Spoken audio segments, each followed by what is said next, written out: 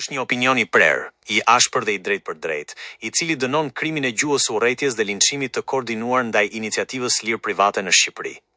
Terrorizmi digjital dhe jakobinizmi urban, kur dështimi politik shpall luftë ndaj biznesit të lirë, ajo që po ndodh në orët e fundit në Shqipëri nuk është as protestë qytetare, as revoltë sociale dhe as thirrje për drejtësi.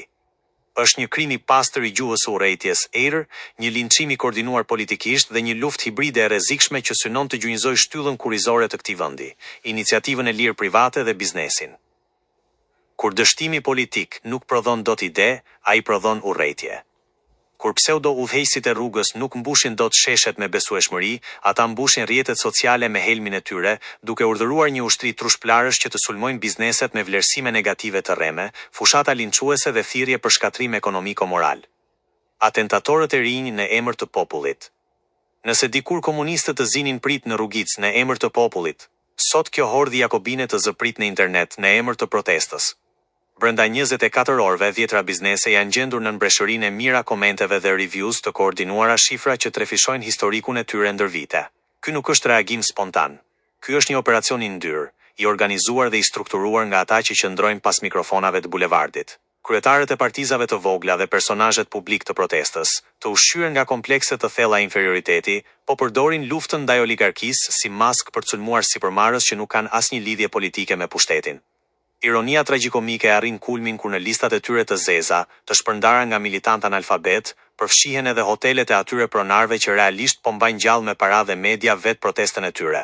Kjo tregon se ligësia e tyre nuk ka as strategji, ka vetëm verbëri dhe instinkt shkatërrues. Ky është një sulm direkt ndaj lirisë njerëzore dhe kushtetuese. Kushdo që guxon të mos mendojë si ata, shpallet armik që duhet falimentuar. Maskarada e gazetarëve të OJQV. Në këtë skenë të shëmtuar, arreshtohen edhe disa gazetarë të kthyer në udhëheqës turmash. Të mësuar gjithë jetën duke u paguar nga fondet e OJQV apo agenda të dyshimta, ata nuk e kuptojnë dot konceptin e të jetuarit me punë të ndershme. Prandaj e urrejnë biznesin. Prandaj sulmojnë egërsisht çdo koleg gazetar apo media që mbahet me tregun e lirë. Është absurde dhe kriminale që këta individa arrin deri aty sa t'i bëjnë thirrje SPAK-u të hetoj policinë e shtetit, pse kjo e fundit mbron bizneset e dëmtuara nga dhuna e tyre. Ata kërkojnë që shteti të dorëzohet para anarkisë, në mënyrë që pseudonimet dhe profilet e tyre false të marrin kontrollin e vendit.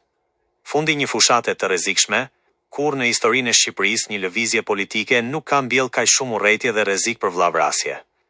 Biznesi nuk do të bjerë. Ekonomia e lirë nuk rrëzohet nga disa klikime me pseudonime të njerëzve të paftë. Krimet kanë emra konkret. Pronarët e bizneseve tashmë i kanë identifikuar me emra dhe mbiemra konkret të gjithë ata që kanë nisur këtë fushat linçimi dhe kallëzimet penale, janë gati. Kushdo që ka hapur këtë kuti të Pandorës duhet ta di mirë, se cili prej jush, një për një, do të përballet me të njëjtën monedhë, duke filluar nga forca e ligjit. Ky nuk është fillimi i revolucionit tuaj. Ky është fundi i turpshëm i atyre që menduan se mund ta gjunjëzojnë Shqipërinë me dhunë virtuale dhe fashizëm rruge. Liria e shqiptarëve dhe e drejta për të bërë biznes janë më të forta se çdo hordhi trushplarësh.